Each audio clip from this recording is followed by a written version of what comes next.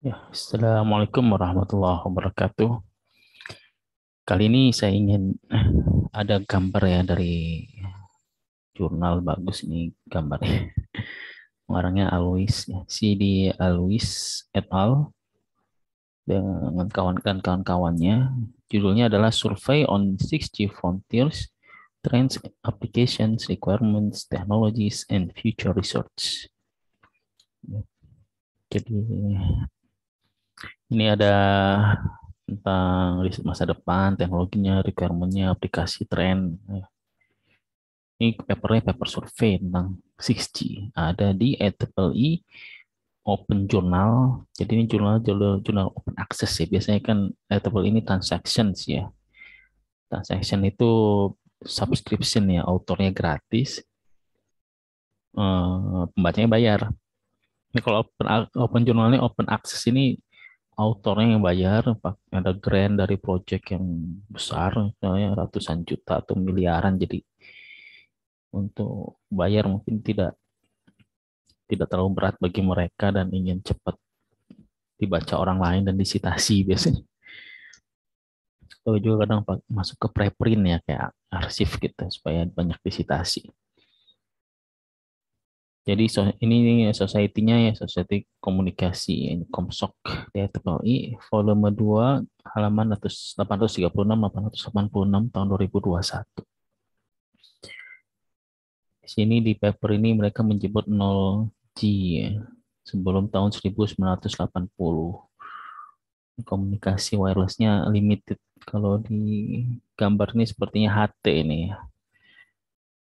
1980 mulai masuk 1G komunikasi bergerak, komunikasi analog ya, jaringan komunikasi analog untuk panggilan voice ya, untuk bicara aja gitu, untuk suara aja. Jadi di sini yang masih pakai frekuensi division multiple access seharusnya ya. Kemudian 10 tahun kemudian sekitar 1990 ada 2G generasi kedua komunikasi bergerak, tapi dia sudah komunikasi digital ya GSM. Nah, ini jaringannya udah digital, komunikasinya bisa SMS. Wah, SMS ini zaman dulu bisa bikin revenue triliunan. Sekarang udah jarang dipakai ya. Nah, setelah GSM, ya GSM ini ada di 2G ini ada GPRS, ada Edge ya, EDG ya, EDGE.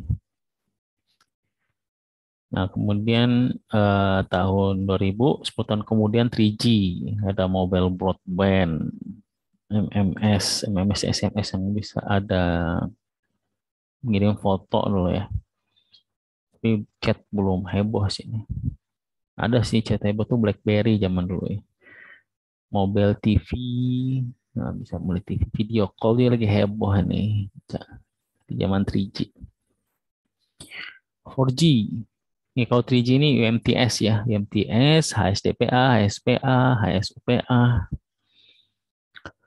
Kemudian 4G tahun 2010.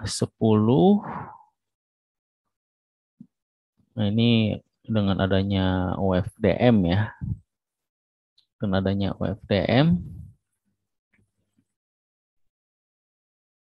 kita bisa kecepatannya ini bisa kalau berdasarkan requirement sih harusnya tembus peak satu user 1 gigabit per detik.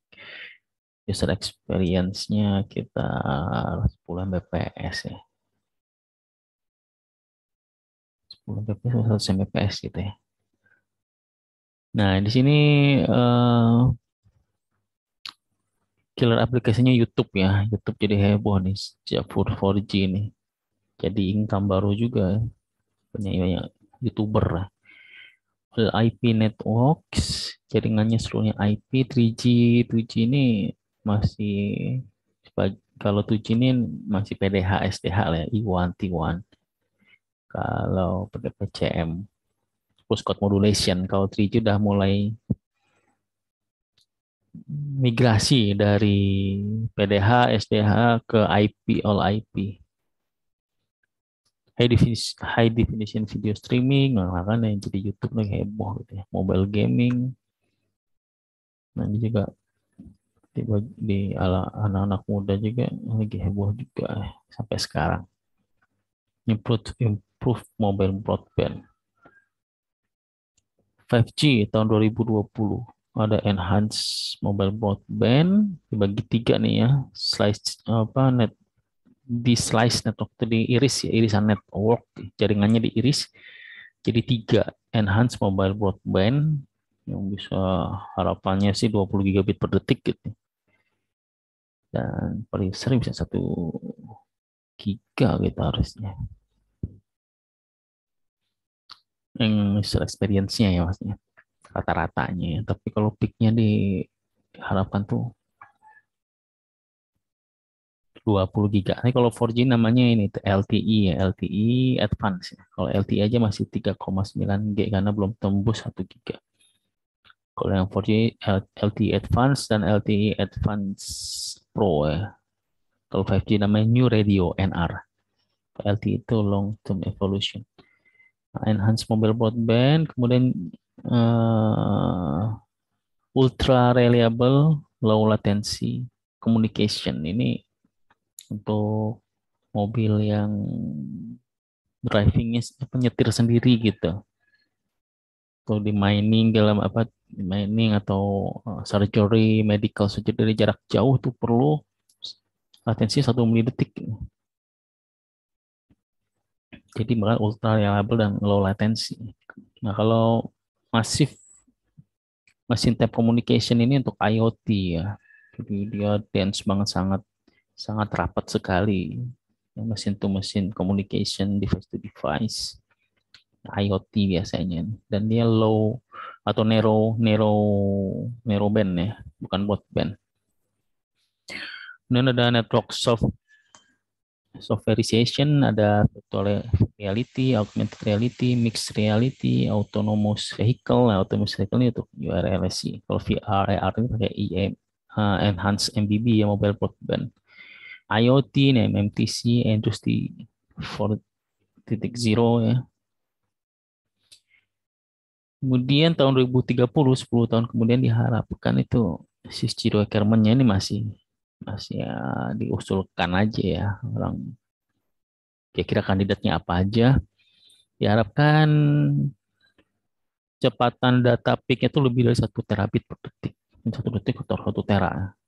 Sekarang pakai habis eksternal 1 tera, berapa detik habis nyimpennya.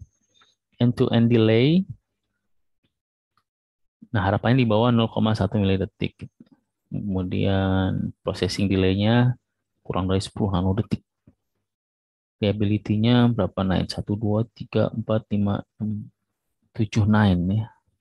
Ini 10 pangkat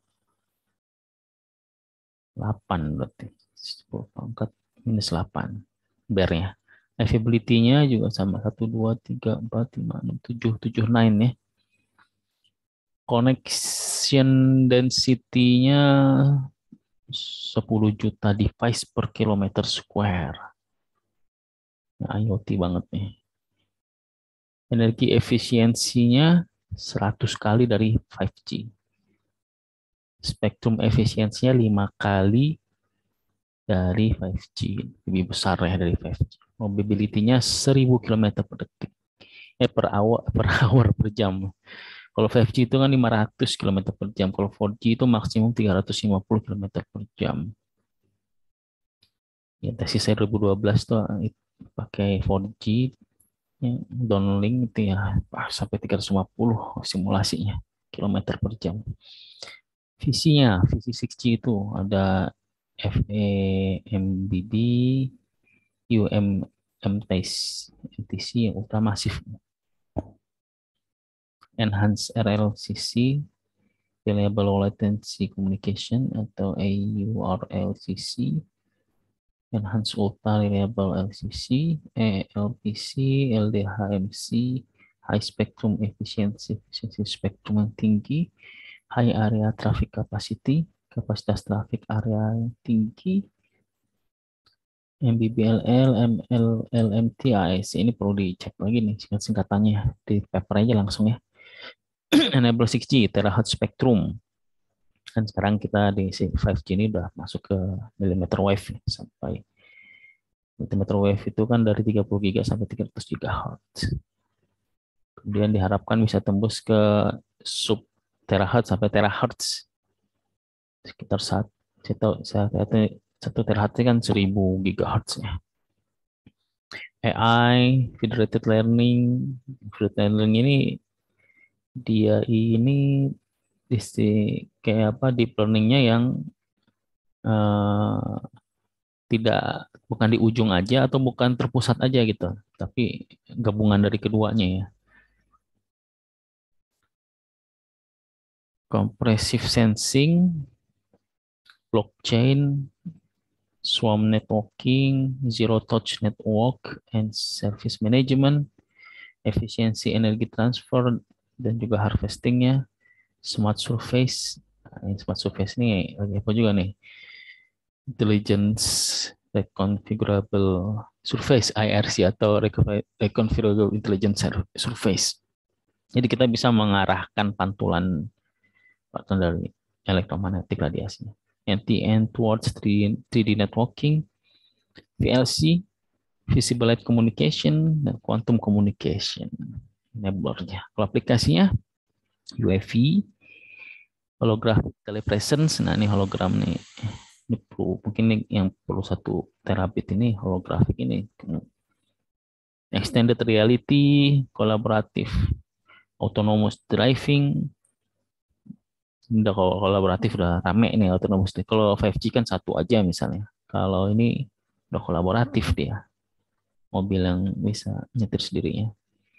Internet of Everything, bukan IoT lagi, tapi udah IoE ya, karena 10 juta device per kilometer square.